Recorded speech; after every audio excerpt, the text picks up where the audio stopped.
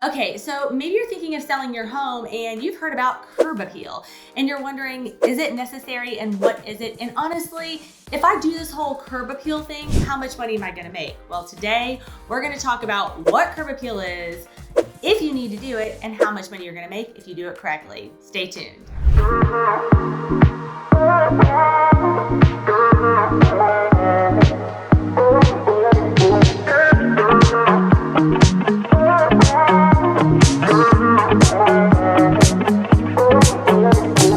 Okay, so first, let's define the value on curb appeal. Now, I'm not going to tell you the dollar amount in this episode. That's going to come later. But let's talk about why it really impacts the value of a home and how much you need to spend or invest on it. So as a buyer is approaching a home with their agent, let's not even talk about from the road. Yes, if it has great curb appeal, they're going to be more likely to stop and look at the address and Google it or find it on Zillow.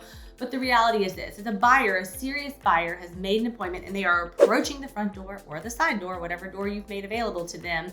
They are looking around the property. They are looking to see if funguses are growing on the side, if cobwebs are everywhere, if there's chipped paint, if the windows look cracked, if the mulch or the pine straw is gone, if there are manicured bushes or trees, if there are big limbs over the house. All these things they're assessing. And so when those things are in place, the buyer begins to think about the cost to remove and the energy to remove, and whether that's their cost of their time, their cost of their resources or money, or actually paying someone to do it, okay? On the flip side, if they walk up to a home and everything looks perfect, immediately they're thinking, I have room in my budget right now to pay top dollar because the outside is perfect. It's well maintained, I don't see maintenance issues, and it looks really nice.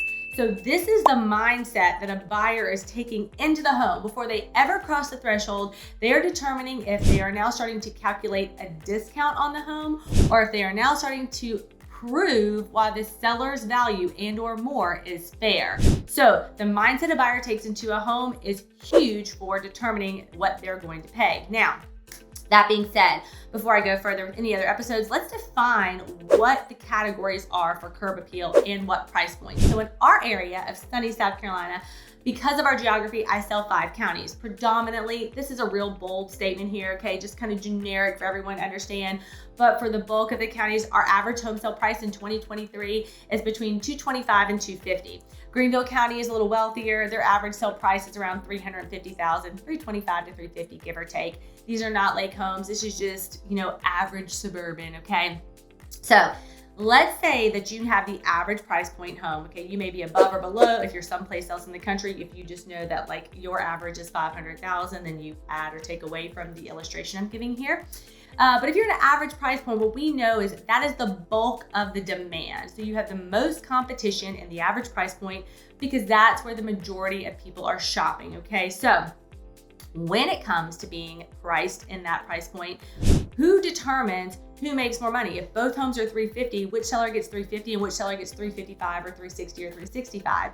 Things like curb appeal have an impact on that, because if I'm a buyer and I'm shopping in this price point and I walk up and I can tell there's deferred maintenance or some rotten wood around the windows, maybe the planters are abandoned with weeds and the mulch has gone away and all this stuff. I am calculating things I need to do to this home, and it already looks and feels like the seller has abandoned things. So in my mind, I start to think, if they've abandoned things on the outside, what else have they abandoned on the inside? What have they abandoned maybe under the home or in the attic? And the reality is this: most sellers don't go in their attic or under their home, but a buyer is not thinking about that. They're just thinking, if this is what I can see as a first impression, what else is going on? Now, on the flip side, buyer walks up, everything's pristine. The beds look better than any other home they've seen before. All the wood has been painted recently. The doors are clean. No light bulbs are missing. Everything looks awesome. They're thinking, I've looked at 4 other homes in this price point and this just feels good. Can't tell you the number of time a buyer says, this just feels good. Even the homes that need maintenance, they're thinking about them. There's things that they like, but there's a long list, and they'll leave the appointment and say, I want to think about it. Versus the buyer who thinks it just feels good, they're starting to talk about, what can I offer to get this home? So it's a totally different mindset, all right? So when you're in the average price point, there is a slightly higher expectation on what curb appeal should be. We don't necessarily want to see a lot of maintenance items, and we want something to pop a little nicely.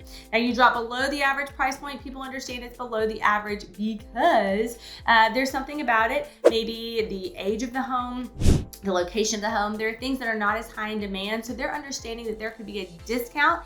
And they're also understanding that because these people don't have the same ability to profit at the same level and as consistently, they're understanding that they maybe haven't spent as much money on maintenance of their home or that overall curb appeal. So they're gonna be a little more receptive to doing work in this price point. On the other end of the spectrum, if you start to go over that average price point, then buyers start to feel like I'm paying a premium. So I'm really expecting that the maintenance should be in line here. I'm not hoping for a lot of major things I have to address there. And they're kind of expecting some things that are a little bit cuter, some bright planners, things like that. So ultimately for a seller, here's what I tell them. When they are determining whether or not they have the desire or ability to put effort or money into curb appeal, the question begins to be, what price tag do you want to put on your home? And what outcome do you want to have for a buyer? So stay tuned because we're going to be talking more about if you're in that average price point, what things specifically need to be done with the home. If you're below that price point, what things specifically, and above. And in every price point, guess what? If you're below, guess what? There are a lot of free things you can do.